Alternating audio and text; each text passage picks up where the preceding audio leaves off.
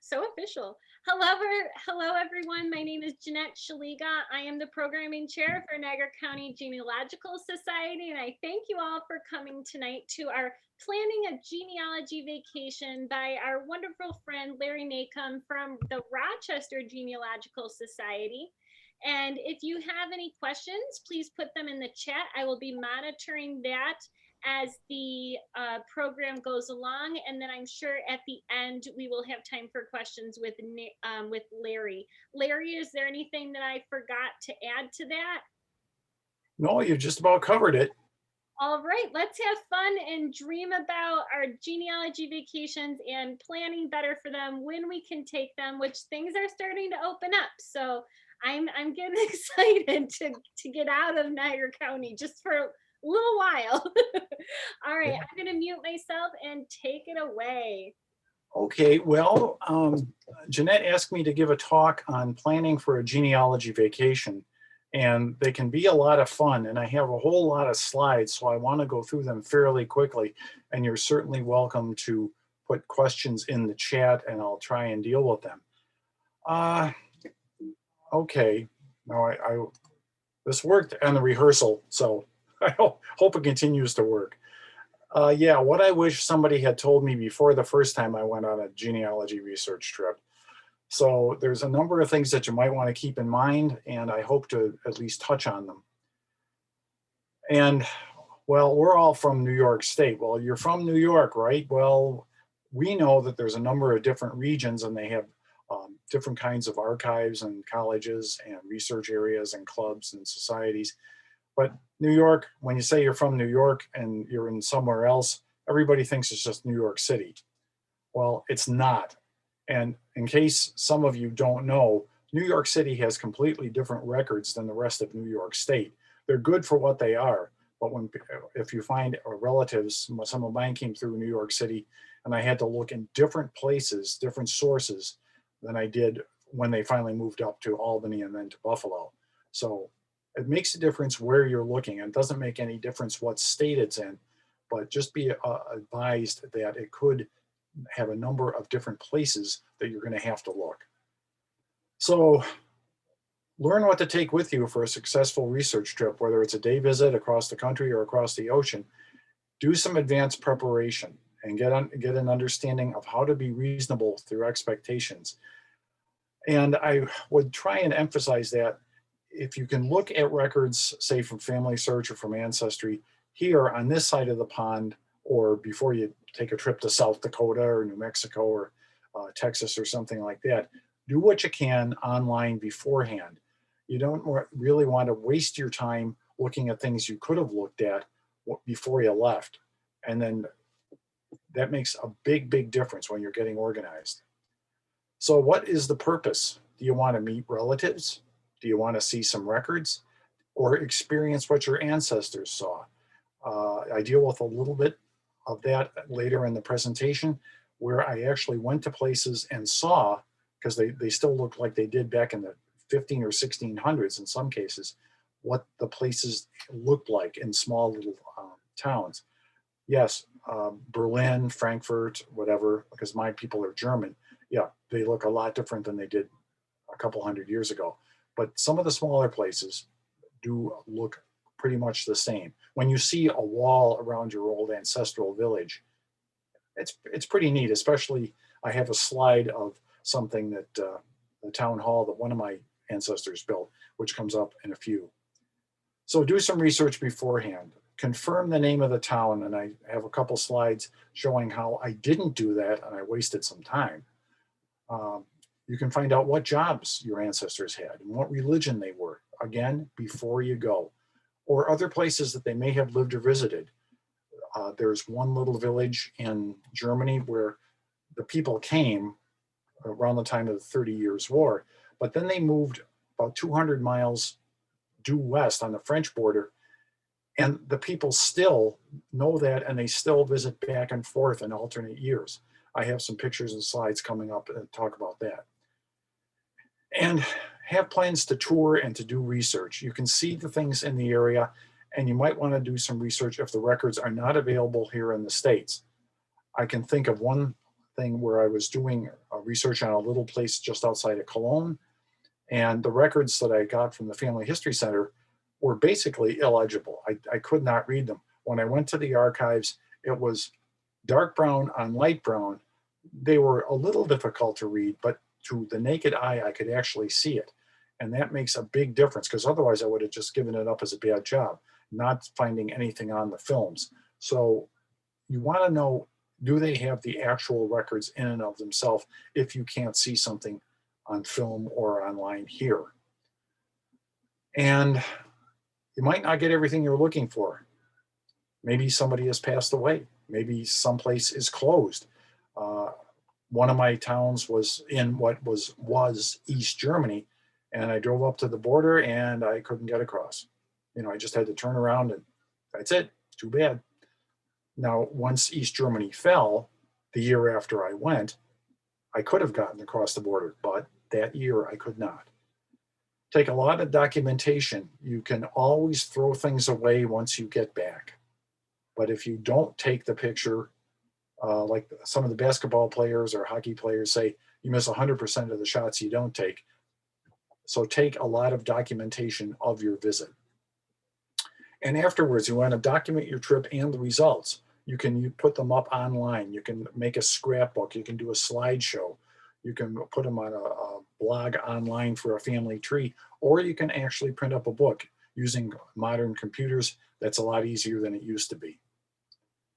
So what are some of the reasons that you want to go in person? Well, it's because you want to visit the ancestral towns. You want to meet people. And I have some slides of that I did about 20, 30 years ago. See and understand some local stories. You might be able to subscribe to some local newspapers. I subscribed to one from this little village for about 3 or 4 years, and it was wonderful because they gave the births, marriages, and deaths, and they had articles about who owned what town, and translating it, it was like from grandfather's childhood. It was really interesting to read that stuff. Of course, in my case, it was in German, but I can read it, so that was okay. And yeah, foreign records are written in that language. I remember the first time how disappointed I was. It was all handwritten in German, and anybody who's looked at old German, it's like hen scratching. So not everything is typed in English. In fact, even here in New York State, there are foreign language churches.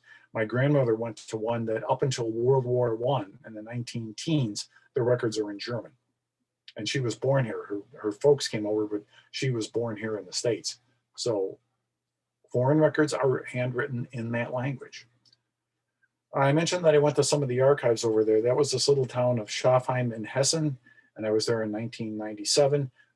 One of those books showed me what my ancestor paid for beer and bratwurst when he was being examined for a master shoemaker in 1712, which doesn't mean anything to anybody else. It was nice though. I don't have a picture of it, but I did take a picture of it. But now those records that you can see, they're the little village archives. I guarantee none of that is going to be digitized and available online.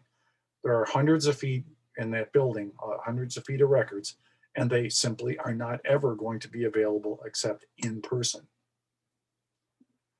Again, the Sip and Treffen was a family get-together, and this was outside the Crown pub.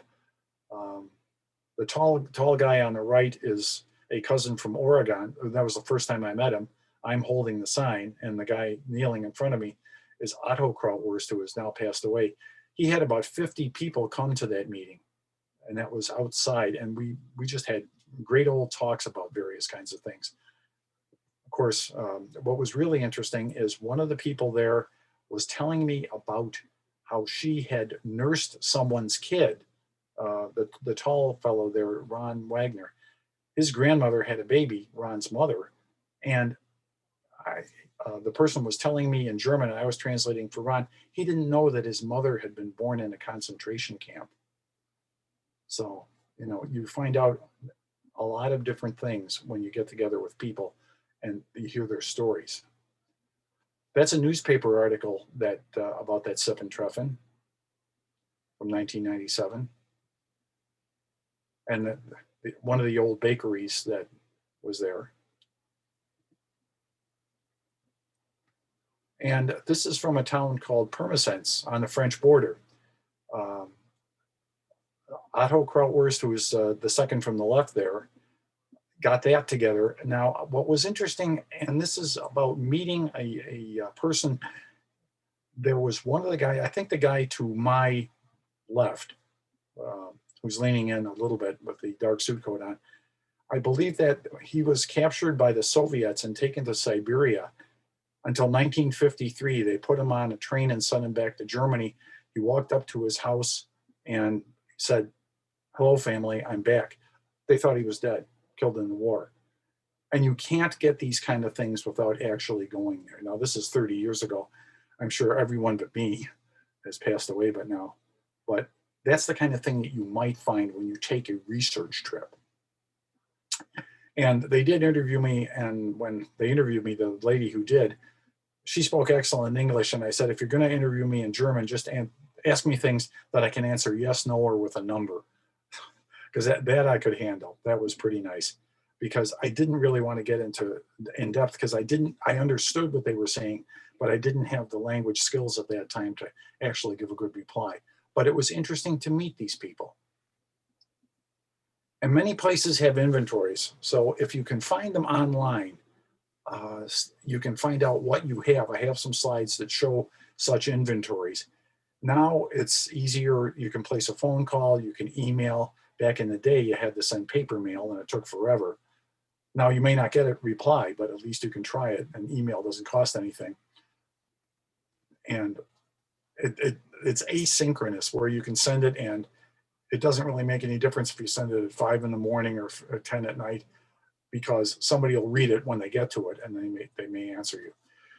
This is what the top landing page for the University of Rochester Rare Books and Manuscripts looks like.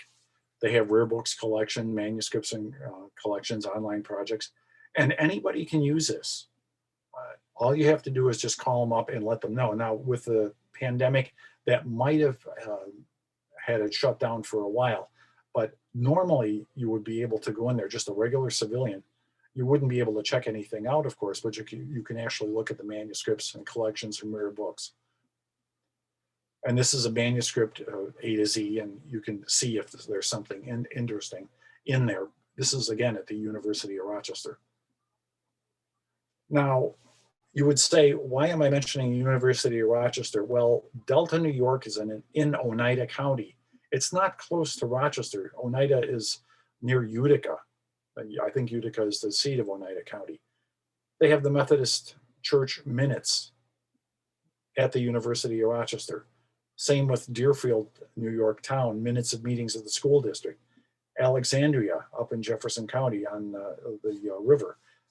Who would expect minutes of the school district or minutes of meetings, that kind of thing, to be in Rochester instead of in Alexandria or Deerfield? So you never know. And Macedon is the next town over from me. It's got the descent of titles to lands within the village of Macedon, with introductory material, index maps, and text. And when I told the Macedon historian, who's fairly new, that, oh yeah, that's at the U of R, she was just very excited, because she didn't have it. And that descent of titles is at the U of R, and she can get access to it now. So things to bear in mind: are you working somewhere in person? Are you in a library or a governmental office? It's a personal visit. Are you talking to someone? I remember that when I was working in the downtown library in Rochester, people would come in on a Friday afternoon and say, I'm going to spend the whole weekend here. And I'd have to tell them, sadly, we close at 6 o'clock and we're closed on Saturday and Sunday. And, you would have to come back on Monday. So if you're going to make an out of town trip anyway, just make sure that they're open. A phone call is fairly cheap, and you'd be able to find out what the lay of the land is before you drive or fly someplace. What kind of information are you looking for, and do you want copies? Be sure to find out what the rules are for making or getting copies. Where I used to work, yes, you can make a digital copy. They charge for paper copies, but if you want a digital copy, you bring a flash drive, save it right onto the flash drive, and you're ready to rock and roll. Also, the Monroe County Surrogate's Office, where the wills are kept, they charge $95 in order to walk in and do the search for you. You can walk in and search for free and save whatever you want to a flash drive. So for my money, literally, it's worth it to show up and do it in person, unless you've got $95 per person to scatter around. So find out what the venue's rules are, what they can do for you, what they allow you to do, what you can see in person, how much advance notice. There might be something that's in a very heavy case. There was one really useful thing that was in the basement of the Rochester Library, and it would help if you would know in advance. We could get some pages and get this big heavy thing up through the freight elevator and into the local history room, because it's heavy and it's big. And then when you walk in and there's one person working there, you're not going to get it right away, that's for sure. What are their hours? Are they closed sometime in the summer? Are they open all time? When do they close? What are the fees for looking? Do they charge you just to walk in? Or some places do, some places don't. If you're sending an email, what language are you going to send it in? Here in the States, yes, you're probably going to do that. What if you have French Canadian? I know a fellow researcher from here in Rochester, her family is from Quebec. Well, guess what? She has to write in French. Yes, they're supposed to be bilingual, and for the most part they are, but a lot of her sources are going to be in French. When I have written to places, say in Holland or Poland or someplace like that, I use Google Translate, and in the English, I say I'm using Google Translate, and then I copy and paste the Google Translate attempt, apologizing up front if it doesn't use the right idiom or something like that. But at least they'll have both languages, English and whatever thing that you're writing to. I am not above, I'm not above pulling rank, because one time I wrote to the French archives in Strasbourg. I said, I'm a librarian doing some research on my family. Can you tell me what you have on this little village? They wrote back, here's what they have. What they had, or in book form, was in the New York Public Library, and a week later, I got a copy from the New York City Public Library. Who would have thought? And if you don't, one thing you don't want to do is overtell your correspondent. Don't tell your whole life story. Just say, for example, do you have the Lutheran or Catholic records from 1650 to 1750 in your archive? Or if you don't, can you tell me where I can go look at them? But don't tell, I'm looking for the Meyer family from somewhere near Frankfurt. That's not going to get you much anywhere. If you're going overseas, check and see if there's an archive. There may be, and maybe it doesn't have a website, but maybe it does. I have some slides that show that. Do you speak the language? Not everybody knows English, as I discovered back in the early 1980s. I walked in one place in Germany, and they were young people, and I would suspect they would have known English, but they wouldn't speak it to me. And some of the French archives were the same way. So I had to go along in my high school English and French, French and German, trying to get what I wanted. Facebook pages. We had Catherine Wilson has I think 15,000 item genealogy list of genealogy pages on Facebook.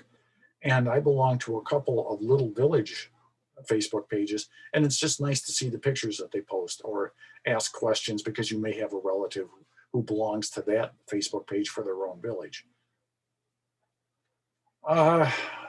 Yes, one of the big mistakes I made, Niedersheim. I saw Niedersheim in, I think, the St. Stephen's records in Buffalo, and all I could find on a map was Niederscheffelsheim. Well, that wasn't the right place. When we went over to Alsace, that I found a Catholic church, and I know my people were absolutely Lutheran. So I checked the friends, associates, and neighbors, and found in an English entry of a German church in Buffalo that it was Mietesheim. Now they're only about 12 miles apart, 20 kilometers, but it made a big, big difference.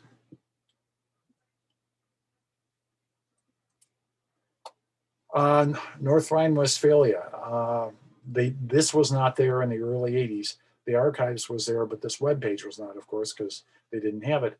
And this was Stardust Eve in Brule, which is about a few miles outside of Cologne.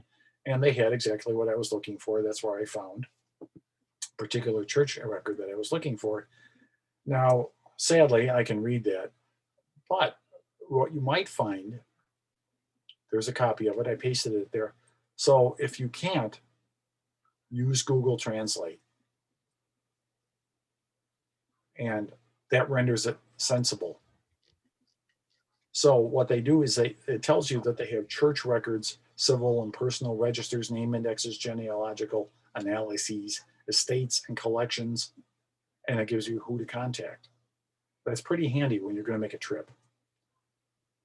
And there's Brule is just south of Cologne there at the bottom of the map. But bear in mind that everything you find online, I don't know if you can see that as clearly as I can. The guy's born in 1829, dies in 1890. His wife was allegedly born in 1750. I don't think so. And his second wife was born in 1831. That's possible, except his first son was born 7 years or 5 years before he was born. And a son was then born to him 2 years afterwards. So you can't basically trust any of this. When you find something online, use some common sense. Just because somebody put it up doesn't make it right. So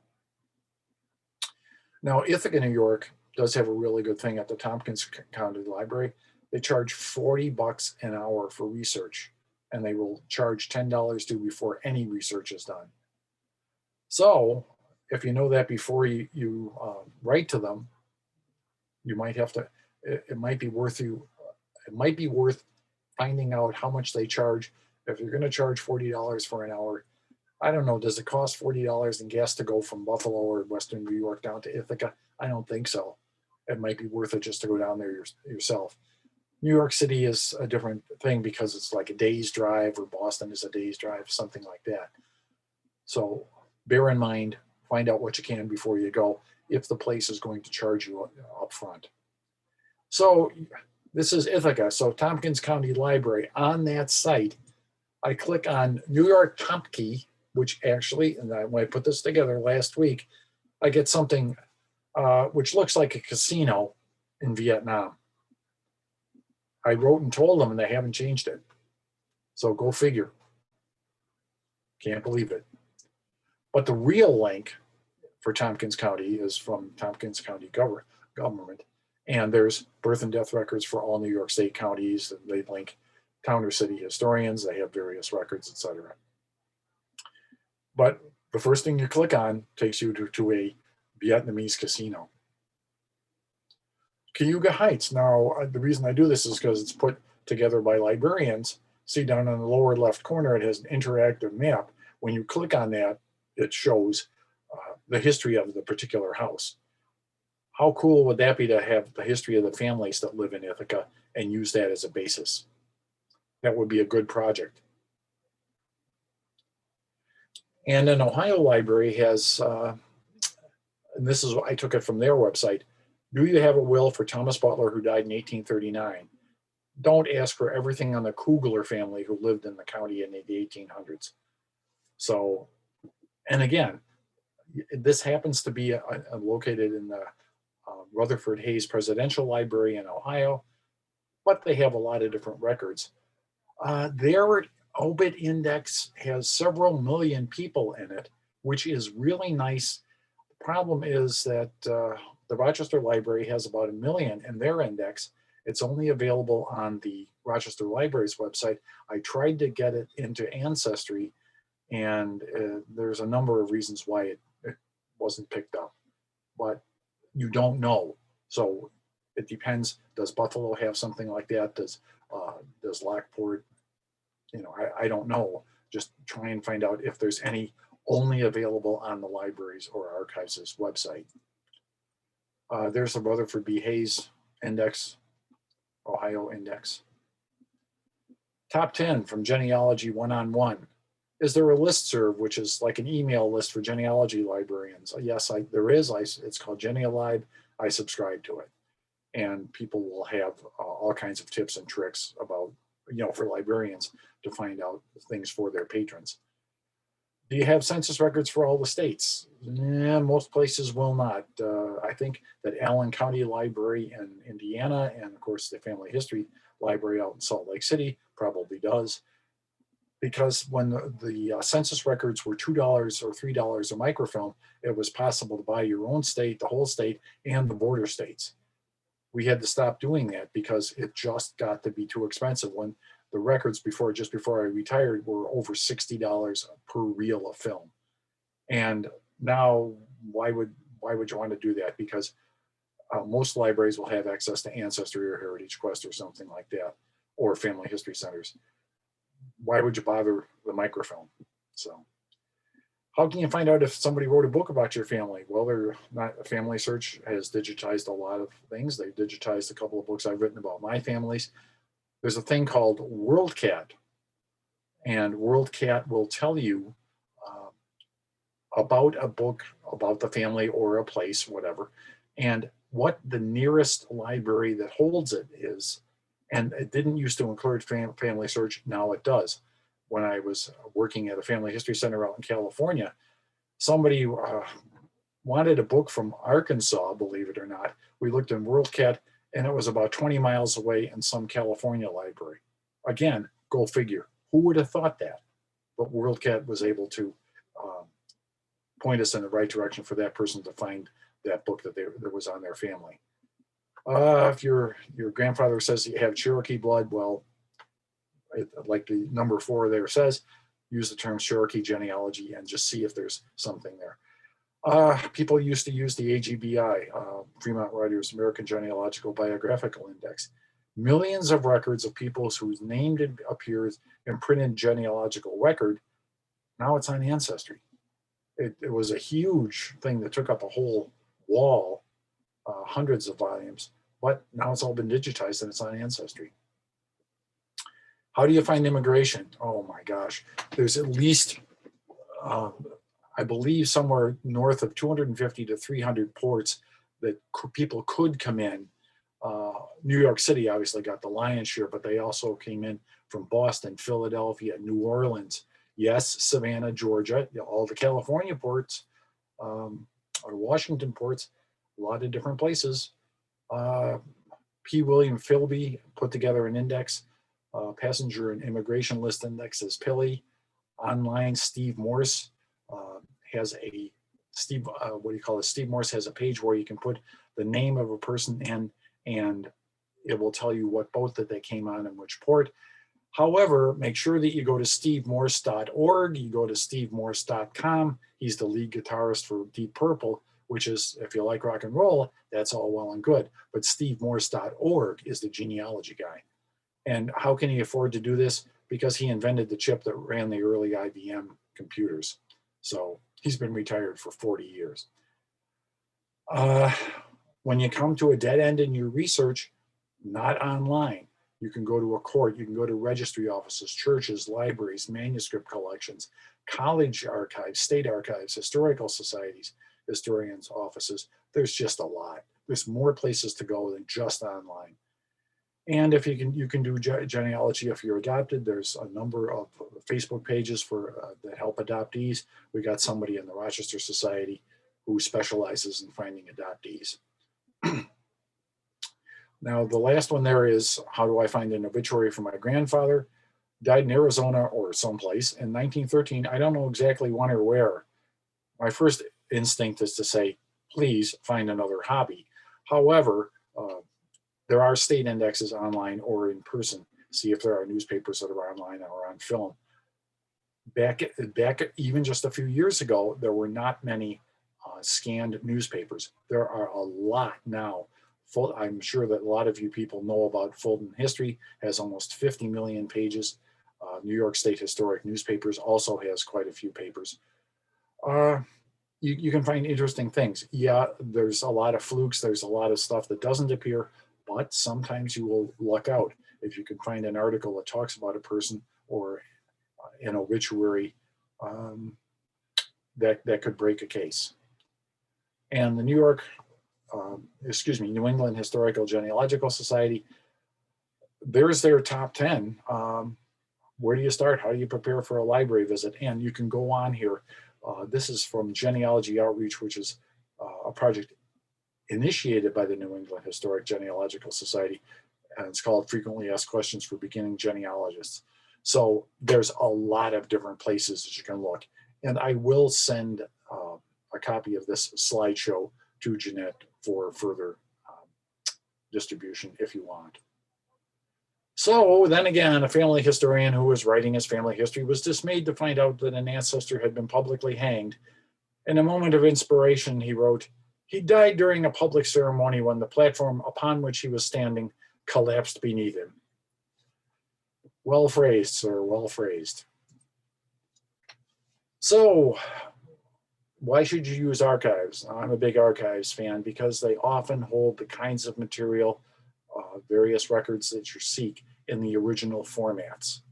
For example, the Brockport College has records of students going back to when the college was started, and the archivist there is a member of our society.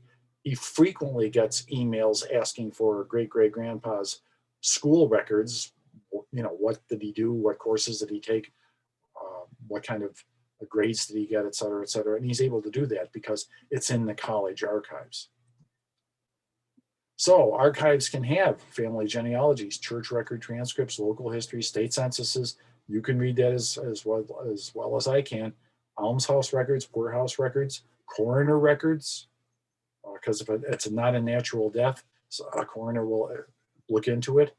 One of my favorites was when a coroner did an investigation. This guy died and he was buried in the cemetery, and I could not find anything about his death except I found that Joe Schmo had the coroner records because he had been kicked in the head by a horse cart in 1900, and he was buried right away because he happened to be Jewish. And the coroner did an investigation, and that's how I found out that that person had passed away and why and where the person was buried. So New York State Archives is pretty good. They have a naturalization pathfinder, probate pathfinder, real property pathfinder that you can read or download from the New York State Archives website. People often ask, where can I find records from such and such a school, like a reform school or orphan asylum? The New York State Archives does have such in their collection. So how do you find an archives? Well, you can look through Naukam, National Union Catalog and Manuscript Collections, New York State HDI, Historical Documents Inventory, Archives Grid, WorldCat, and Google. So for example, this is the page from Naukam. There it is. I did find an archives near me. Rochester Public Library alone, where I used to work, has over 400 entries in Archives Grid. There's an archive out in Brockport. Yes, I do mention Niagara County shortly. So I put in Lockport and Archives Grid, and what came up first, Lockport, Indiana.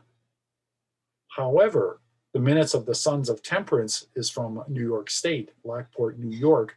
They also have St. Patrick's Roman Catholic Church, 1886 to 1900. Who would have thought? Who would know? I found that on Archive Grid. That's a free website. Niagara County, well, yeah, oaths of allegiance, appointments to office, glass slides and stereo views. You probably know this because you meet near the Historical Society, if not in it, and there's a photograph collection. Colleges, well, this is the colleges in Niagara County, NCCC and Niagara University. The rest seem to be more trade schools. There's the Niagara University Archives, which is official and unofficial records that document the history of Niagara University.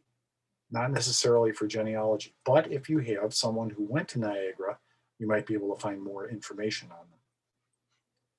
County historians, well, I took that from the Niagara County Historian's Office.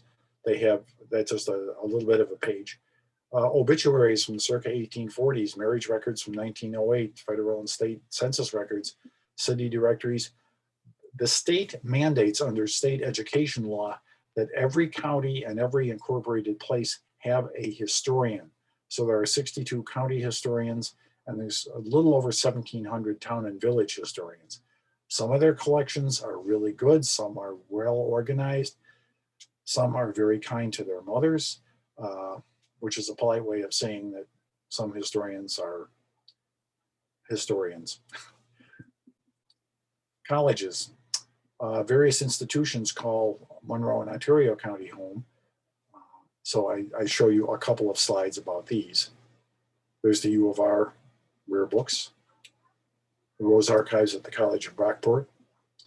Nazareth College, I've been to those. Very interesting. If you have somebody who attended there, that can be a gold mine for your research. St. John Fisher, again there. They also, one of the professors in the history department at St. John Fisher is the county historian, and she moved the county archives to the basement of the Lavery Library at St. John Fisher. So that's where those archives are from Monroe County. There's a place called the Early Religious Life Center at Cornell. They hold records from Cayuga, Cortland, Erie, not Niagara, Livingston, Monroe counties, et cetera, et cetera, et cetera.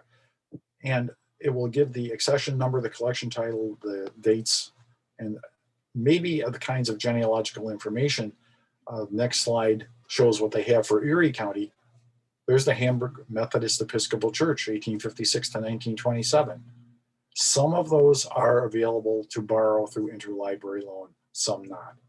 But if you go down to Cornell, again, when the pandemic eases up, anybody can walk in there. I did do it myself when I was visiting a relative who was attending Cornell, and I walked right in and saw some of the stuff I was looking for at that archives. So that's the Early Religious Life Center at Cornell University. Finger Lakes College in Canandaigua. So practice using whatever gadgets you plan to take. If you have extra batteries, do you need flash drives, secure digital cards, adapter cards? Clean out your phone so it has room for digital images. Picture's worth 1,000 words, but it takes 3,000 times the amount of storage to put it. Contact a local institution. Do they have pictures that you might want? Here in Rochester, we have the George Eastman House. We have the Museum and Science Center. The library itself has well over 20,000 pictures. Only about 700 are on their Rochester Images page, but 20,000 are in the storage room in the public library. How many does the city of Rochester have? Close to 1 million. How many are online? A couple hundred. And again, it's in the basement of City Hall. You want to come there and look at it? Fine. And also there are pictures, sometimes there's pictures of every house. Yes, there's pictures of every house and building in Rochester. Inside the city archives on Andrews Street, but you have to go there because there's one person left working there, and you actually have to go there, make an appointment, because it's not accessible from outside. It's only accessible on their computers. So you might want to get then and now pictures of a location. That way it will be more interesting to your family when you show them. So cemeteries and libraries have various hours. Mount Hope is one of the big cemeteries in Rochester, and yes, they lock the gates when they close. Other cemeteries are open. Some are on private property, especially in the more rural areas. Make a spreadsheet of graves that you want to find. Back when I started, I used a program on the Apple called AppleWorks, and I would put the person's birth date, death date, et cetera, et cetera. And when I found something, I would type it in there, and then I would have that printout. I would look for the holes in that spreadsheet, and that's what I would concentrate on finding. So I wouldn't waste my time. Are there genealogy societies? Do they have a building, or are they online? The Rochester Genealogy Society has a very active Facebook page. We do have a web page. We don't have a building. We are online, but of course now we have to be because of Zoom. But they might have Facebook or other social media that has a group for people of your interest. Like, for example, Corona, California, Rochester Genealogical, Alsace and Lorraine Genealogy, German Family Book. You can see some of the ones that I'm a member of, the pages that I read. Now, Catherine Wilson has over a 436-page PDF file that you can download, over 16,000 links clickable links because it's a PDF, Genealogy on Facebook list. She also has one for Canada. So you just go to her website, Google her name, and it has Moon Swings is in the name of it. And she was our speaker a couple of years ago for the Genealogy in Bloom. She's very good, and she has that genealogy on Facebook, and that can be a real brick wall smasher. I mentioned this because I have plans for different situations. One time I went over to Germany and I had a chance meeting because the Rochester records gave the name of the town as Hürten. And speaking enough German, I guessed that it probably was Hürden. And sure enough, it was. They didn't have a website then, back in 1983. They do now. I was going along looking for some graves in the graveyard. Person walks over, may I help you? In German, and I said, sure. My work friend has family buried here. Turns out she was a relative. So I got her name and email and gave it to my friend Joe, because his ancestors had gone to the St. Johannes Nepomuk in Hürden. Chance meeting, just happened to be there. You want to use guides? Family Search has them, Ancestry, National Genealogical Society, print them out if you like that. NGS, National Genealogical Society, has a state guide, and they sell them. Day-to-day things about visiting. How long will you stay? Driving or renting a car. Maybe you can stay for cheap in a college during the summer. You probably want to try the local cuisine. When I was in Germany, I went to a couple of local restaurants because my cousin insisted upon serving me hot dogs and corn and mashed potatoes. And I told him, no, I came to Germany. Feed me what you guys eat. I can get this at home. Now, also, Reims is the Ontario County Archives, Rochester Historical Society is the RHS. They are nice big collections. Dansville, Clara Barton, the famous nurse, the last time I checked, they just had some older people who would make an appointment and show you their collection, but it's in someone's house. So again, find out beforehand. Don't just show up and expect somebody to be there. And I mentioned that they have historians. So many of them have archival materials. Most part, they're uncatalogued. For example, I live in the town of Barrington. They have many, many records over in the town hall. And I asked the historian there, is any of this ever going to be online? And he said, no, because I only get paid for 8 hours a week, one day. And if I do put some of this online, he has it digitized in his office. But if he puts it online, he would get snowed under because that particular area was one of the early settlements along Erie Canal. So we did 80,000 cards for the historian, because he used to have to go down 3 flights of stairs and go through several locked doors. Now, the RGS, Church Records Preservation Committee, scanned 80,000 records, and it didn't take that long because they're 3x5 cards. We did, I think, 4,000, 5,000 a day. So it didn't take us very long. No, but anyway, it did not take more than a few days to scan 80,000 cards, of working through. So there's parent and town marriages. This is from the Church Records Preservation Committee, which is accessible. And this is the town document index. So if you want to know who the overseer of the poor was in 1828, this is where you would go. It gives a citation to an actual place. This is useful if you're researching place like Barrington. Other town historians may have similar kind of things. So here we are. Who would have thought? This guy gets married in Fairport, born in Dansville, Pennsylvania, gives his parents' name. His wife, Minerva Reynolds, was born in Salina, Kansas, living in Salina, Kansas, born in Franktown, New York, and they're married in Fairport in 1887. Who would have thought? You don't know. So if you're looking for Horace Shoemaker and Minerva Reynolds, this is where you would find it.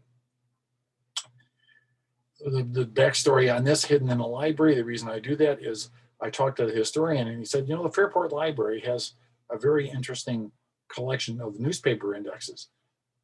So I said, where? And he said, in the janitor's compartment in the front of the library. That's where we found the index. We scanned it in a few days. And to the best of my knowledge, the newspaper index is back in that janitor's closet, but we've got it up online that you can check and see what is in that newspaper index. And it's not just the Fairport papers, for example. I think I have some slides coming out showing examples. Genesee County, Michael Eula, Dr. Michael Eula is the county historian there. They have a wonderful collection. Ontario County, Reims has a wonderful collection in Canandaigua. City of Rochester Municipal Archives and Records Center has a photographic collection and historic marriage records research site. You can put something in there and get the citation. Down through 1910, you get pretty much an extract of what's there. After 1910, it says him, her, and the volume and page number. But before 1910, it's got quite a bit of information. Libraries have wonderful items in their collection, but if everything has not been cataloged or described online, you're not going to find them. That's why you contact the library. The special collections at the place I used to work at, the local history and genealogy, has over 500 cubic feet of personal papers and records and manuscripts. All kinds of stuff. That's one of the stacked shelf areas. You can see that they're in preservative boxes. All kinds of things are in there. Henrietta Libraries, Henrietta is one of the little towns around there. They have a local history page that tells what they got. Ogden Library is another little library in suburban Rochester. This tells what they have. The HDI is the Historical Documents Inventory, a statewide survey of our manuscripts and archives collections completed in 1993. They were used to be called the Red Books because they were about the size of a telephone directory and it became way too expensive to constantly reprint. So they were digitized and put online because that way they can slipstream the information in. And as you can see from the slide, they have about 500 historical agencies, over 2,000 public libraries, and 175 colleges and university libraries. Well, what's in the HDI? I have a slide coming up that tells you. And they are not held at the New York State Library in Albany. They're in that over 1,200 repositories across New York. There's an entry for the letters, Alexander Woolcott's letters to George Kaufman. And it's in a repository, and when you click on the details, it tells you where it is. The particular one is that he met him at Hamilton College, and it got a little abstract. It's got the metadata, and it is physically located at SUNY Binghamton. WorldCat is worldcat.org. You can search collections of libraries, thousands of libraries all around the world. And sometimes it will help you locate authoritative research materials, such as documents or photos of local historical significance, and digital versions as well. New York State Military Museum in Saratoga Springs.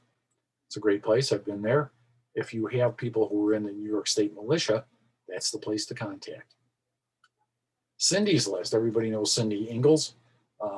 This is what she has when you are looking for archives. And she gives advice on planning a research trip to Fort Wayne, Indiana, probably the best public library, or to the big family history library in Salt Lake City, which is opening up again. I read, if it's not opened, it will be right after the 4th of July. So I'm looking forward to that. And she has the different things about online newspapers, oral histories, photographs and memories, etc.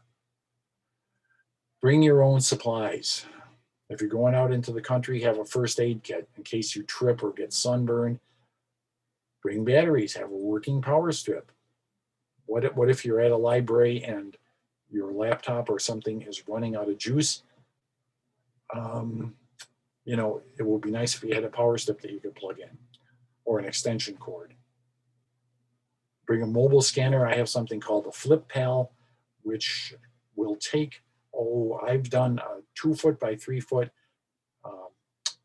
scan of a huge picture of a family location, and it's stitched together, those, I think 3 dozen pictures, stitched together perfectly in about 45 seconds.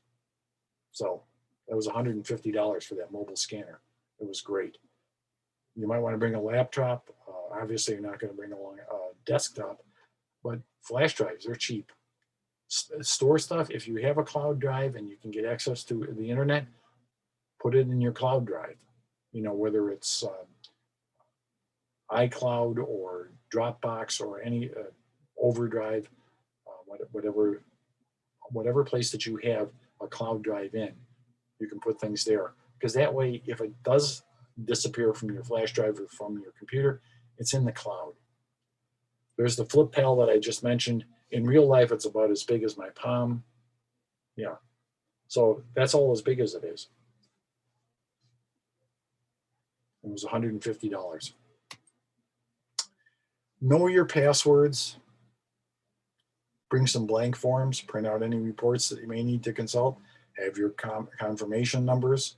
Call each place you want to visit before you go there. And websites might not be updated. Some of them are sadly lacking in being updated. So how far are you going? How long can you stay? And what do you hope to accomplish? Those are things you should keep in mind. So Tessa Keough wrote something for the In Depth Genealogy, In Depth Genealogist magazine. I used to write for that one too. It pays to plan ahead. Gina Philibert Ortega has a Genealogy Bank blog, Genealogy 101, and numbers 10 and 11 are planning a research trip and planning a trip to the library. And she's very, very knowledgeable. And she gives a lot of talks for Genealogy Bank, and she writes for the blog post for them, and the blog post is free. So do some legwork. Know where you want to go. Review your research. Who are you looking for and when? I remember I found some stuff from the late 1500s in an archives in Thuringia. Nice. And I got copies. I took pictures with my phone. But I'm not going to get back there anytime soon. So I wanted to get as many copies as I could before I left. And use your experiences for the next trip. So that's it. And I'd be happy to take any comments. Thank you, Larry. I was just putting in the chat that I went to look up the Flip Pal website, and unfortunately it reads that Flip Pal mobile scanners are no longer available for sale. It will not be replenished in the future. The exclusive supplier of our patented and trademark product decided to permanently stop manufacturing it, and the company was dissolved in August 2020. Which is why I'm glad I got mine. Yeah. Make me an offer. No, what was really nice about that Flip Pal or something similar, now you could use an iPad or any other kind of tablet, was a cousin stopped by with pictures of family pictures that she had gotten from her father, my uncle. And that's the only picture I ever saw of my father and his 4 siblings. The little girl in that picture died 2 months after the picture was taken. So and I have a copy of that picture. That's why you always want to have the ability to do that. Now you can do it with a phone or a tablet. But at the time, I didn't have a cell phone that took pictures. I just had a flip phone. So the Flip Pal was a good investment. And of course, it still works. Yes, and I love my Flip Pal. And just for that same reason, when you're visiting people and they don't want to trust you with their family pictures to take them home, or you can't, it is a wonderful buy. So you might want to check if there's used one on Amazon, if you don't have one yet or anything like that. It's a great product for sure. Dave asked, is the Fort Wayne Library open now? Yes, it is. And I will be there, Tuesday, I think. I'm going next week. So I'm so excited. If anyone has a really big Percy lookup that they would like me to grab, just shoot me a email if you're not sure what Percy is. That's the periodical source index or search index. Nancy, So, help me out. Source? Yeah. Like, and so basically what it is newsletters like what we give, for our membership for Niagara County and with Wings. Do you have a newsletter for Rochester, Larry? yeah, we publish something called the Hear Ye Quarterly, and it goes out to our members. Mm-hmm. Back issues are available on our website for members. Yeah, and so for things like that, they've been for over 20 years now at the Fort Wayne Library, the Genealogy Center, have been indexing articles in all of those newsletters and periodicals and quarterlies that people have done.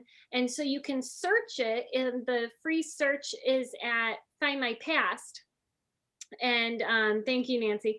The search is at Find My Past, and you can then look up what issue might have an article you're interested in. So if anyone gets, to that before,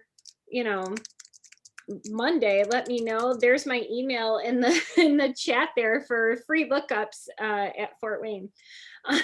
So any other questions for Larry? Not a lot came in during the presentation. Well, I might mention too that you might go to the town hall or whatever the place is, especially if you're overseas, and buy the local history book. I have done that for a number of little towns.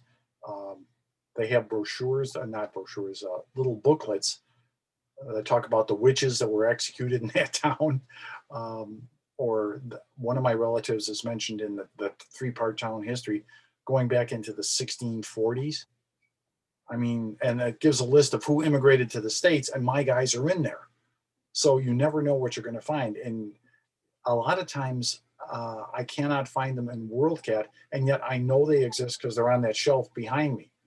They are there. So you just don't know if you happen to go there. Or the same thing in the States. Ask if they have a local history. Like, for example, some of the places here in Monroe County, and I'm sure Niagara and Erie counties also have little publications that probably aren't ever going to be online, and they will be searchable, or you can buy a copy and take it home. Has anyone ever done one of those big heritage trips where you go as a group with a genealogy leader, to Ireland? Or no? Nobody's won the lotto to afford that, huh? Yeah, I hear. It's fascinating though. Someday I'd love to do that, Well, I know a fellow who sadly passed away way too early. He was Jewish and a Polish immigrant and spoke German and Russian. So when he went to do his family research in Poland, he was really set. He could walk in any place. And wouldn't that have been great? Because my wife is of Polish extraction. If he were still alive, I'd say, hey, man, I'll pay your way. Let's go over. But it's really nice. Like I mentioned, going to that town of Pirmasens, my cousin drove me there, and we met some people there in that town.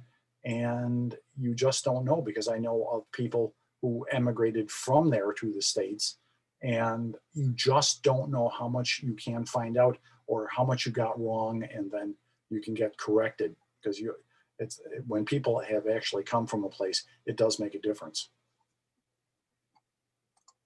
I was just looking up the heritage travel from Ancestry. Mm-hmm. And then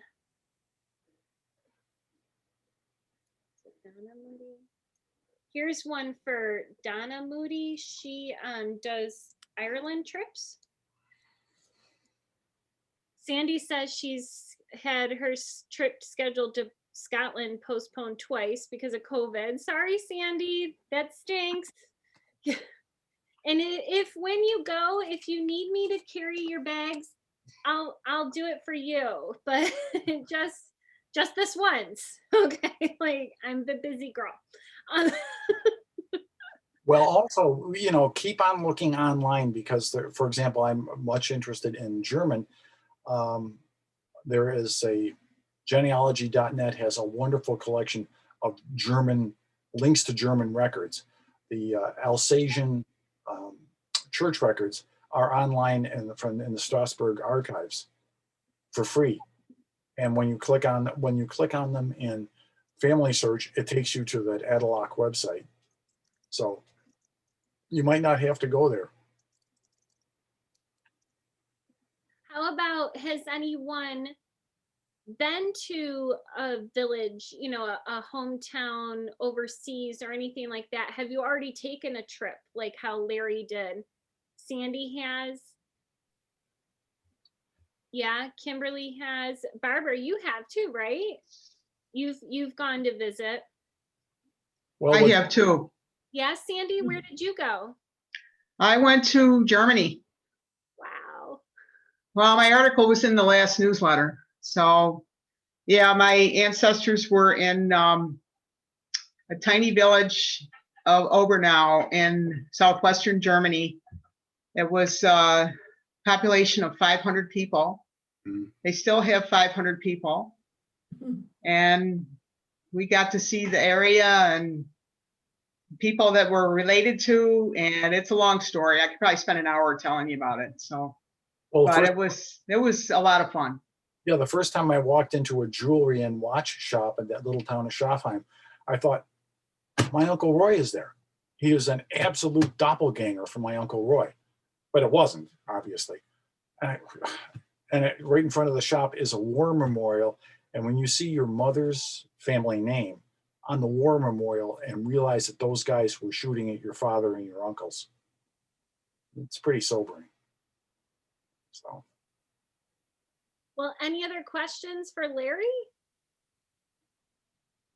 either I put them all to sleep or they're just stunned by the brilliance. I don't know. I don't see anybody falling asleep, which I have in the past sometimes. So Yes, I've put my share of people to sleep. I feel your pain. Um, so thank you so much, everyone, for coming. Thank you to Larry for giving us this wonderful program. We are done for the summer now. We won't have another Niagara County program until the end of September, where we plan to have Steve Fulton from Ontario give a speak about Canadian research. It was to be in person, but since they haven't opened the border, I'm going to assume that we'll be doing that virtually. And then in October, our very own President Carol DePiro-Stepkovitz is going to be doing reading early handwriting. So information will be coming out on that. As the program chair, I am also starting to plan our 2022 programs.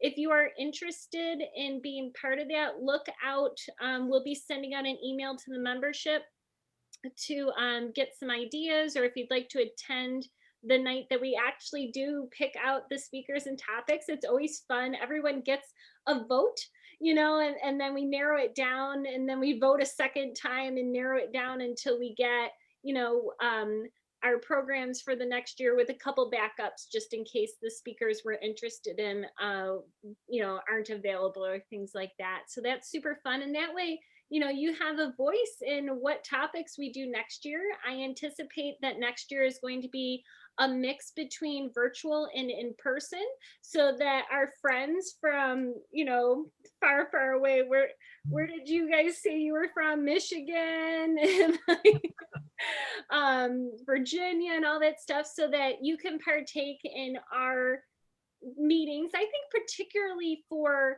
those winter months where we have tried to meet in person and have to have canceled them because, you know, there's a big, you know, snowstorm, you know, like lake effect that's happening.